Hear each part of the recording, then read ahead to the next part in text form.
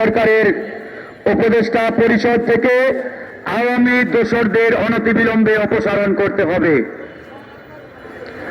আজকে বড় পরিতাপের বিষয়, দুঃখের বিষয়, কষ্টের বিষয় যে খুনি হাসিনা, ফ্যাসিস্ট হাসিনাকে আমরা একটি লড়াই সংগ্রামের মাধ্যমে বাংলাদেশ থেকে বিতাড়িত করলাম।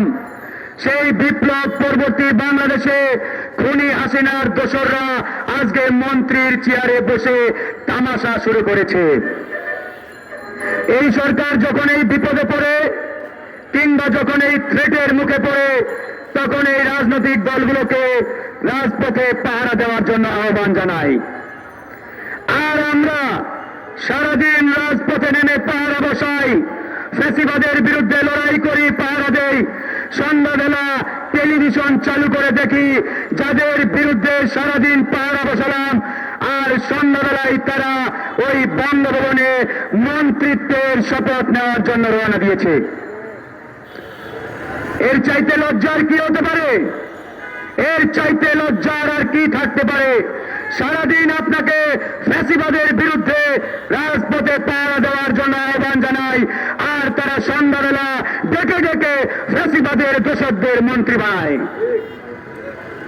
এই জায়গা থেকে তারা যদি ফিরে না আসে, না শোধরায়, তাহলে আমরা বেশি দিন চুপ থাকবো না।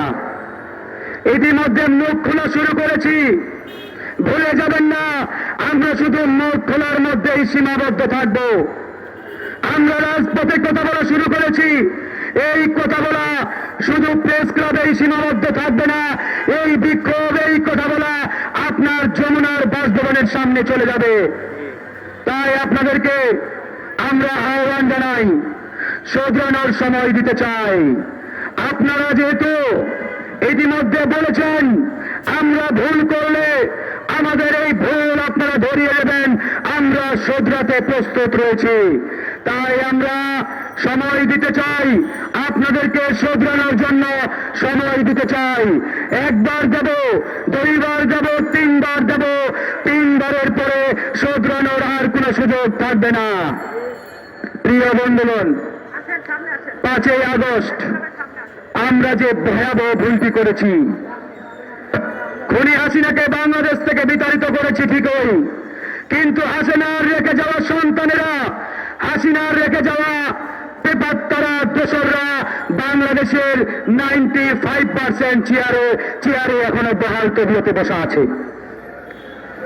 এই হাসিনার দোসরদের বিতাড়িত করতে পারি নাই আমরা, আওয়ামী লীগের দোসরদের বিতাড়িত করতে পারি নাই। 5ই আগস্টে বলেছিলাম আওয়ামী লীগ একটা বিষাক্ত সাপ, আওয়ামী লীগ একটা বিষাক্ত কালসাপ। এই কালসাপকে বেড়ে লেজে বীজ রাখবেন, ভবিষ্যতে এই সাপ আপনাকে আবারও ছবল দেবে। আজকে সেটি তারা শুরু করেছে। 5ই আগস্টে বলেছিলাম এই 5 এবং 6ই আগস্টে আওয়ামী লীগের নাম নিশানা বাংলাদেশের টেকনাফ থেকে তেতুলিয়া, সারা বাংলাদেশের 56,000 বর্গমাইল এলাকা থেকে একবারে মুছে ফেলতে হবে। এই কালসাপের ঠিকানা, অস্তিত্ব আমরা যদি মুছে ফেলতে না পারি, তাহলে এই সাপ আবার আমাদেরকে দংশন করার জন্য লেজের বীজ ফোনাতে উঠে আমাদেরকে ছবল মারবে। আজকে সেটি হয়েছে, আজকে সেটি তারা করছে। দিল্লিতে বসে খুনি হাসিনা আমাদেরকে চোখ রাঙায়, তার দোসরদের, তার চেলামুন্ডাদের দিল্লি থেকে নির্দেশ দেয় তারা যাতে রাজপথে নেমে অরাজক পরিস্থিতি তৈরি করে, এদেশের মানুষের উপরে এক অরাজক পরিস্থিতি তৈরি করার মাধ্যমে এই দেশকে বিপদের দিকে ঠেলে দেয়। এটা কেন সম্ভব হয়েছে? এটা সম্ভব হয়েছে আমাদের কারণে। আমরা আওয়ামী লীগকে সুযোগ দিয়েছি, আমরা এখনো বলছি আওয়ামী লীগের রাজনীতি করার অধিকার আছে। আমরা এখনো বলছি আওয়ামী লীগ একটা ঐতিহ্যবাহী দল, তারা রাজনীতি করতে পারবে। এই যে বক্তব্যগুলো, এই বক্তব্যগুলোই আওয়ামী লীগকে রাজপথে নেমে এই দেশকে বিপদে ঠেলে দেওয়ার সুযোগ দিচ্ছে, সাহস যোগাচ্ছে। তাই বন্ধুগণ, আওয়ামী লীগের বিষয়ে আমাদের অবস্থান একবারেই পরিষ্কার, একবারেই clear, no compromise, no compromise. Awami League যেখানে উচ্ছেদ অভিযান, উৎখাত অভিযান, সেখানে এর বাইরে আর কোনো ফর্মুলা নেই, এর বাইরে আর কোনো সূত্র নেই। যদি মনে করে থাকেন আওয়ামী লীগকে এই বাংলাদেশে আরেকবার রাজনীতির সুযোগ দেবেন, তাহলে ওই যে আমাদের বহুদলীয় গণতন্ত্রের প্রবর্তক শহীদ প্রেসিডেন্ট জিয়াউর রহমান খুনি হাসিনাকে বাংলাদেশে এনে রাজনীতির সুযোগ দিয়েছিলেন, সেই সুযোগের কারণে এই হাসিনা বাংলাদেশটাকে তছনছ করে দিয়েছিল। আজকে এই হাসিনা এবং তার দোসররা আর একটা যদি সুযোগ পায়, আগামীর বাংলাদেশকে ভারতের হাতে লিখিতভাবে তুলে দেবে তারা। কথা বাড়াবো না, একটাই বক্তব্য, এই উপদেষ্টা পরিষদ নিয়ে ভাড়ায় ঘরে আমাদের অভিযোগ নেই। ডক্টর মোহাম্মদ ইউনূসকে নিয়ে আমাদের কোনো আপত্তি নেই, কোনো প্রশ্ন নেই, কোনো অভিযোগ নেই। ডক্টর মোহাম্মদ ইউনূস আমাদের সরকার, ছাত্র জনতার সরকার, এবং তাই ডক্টর মোহাম্মদ ইউনূস ব্যর্থ হওয়া মানেই বাংলাদেশ ব্যর্থ হয়ে যাওয়া।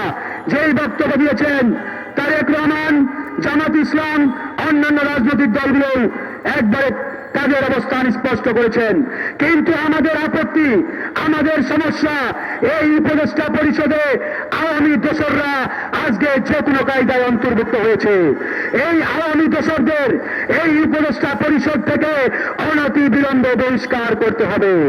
আলী ইমাম মজুমদার, মোস্তফা সরওয়ার ফারুকী সহ যে সকল আওয়ামী দোসর এই উপদেষ্টা পরিষদে জায়গা পেয়েছে, তাদেরকে যদি অনতি বিলম্বে বহিষ্কার না করা হয়, তাহলে আমাদের আজকে এই যে বিক্ষোভ, এই বিক্ষোভ এখানে থাকবে না, এই বিক্ষোভ চলে যাবে যমুনার সামনে, যমুনার সামনে, প্রধান উপদেষ্টার বাসভবনের সামনে।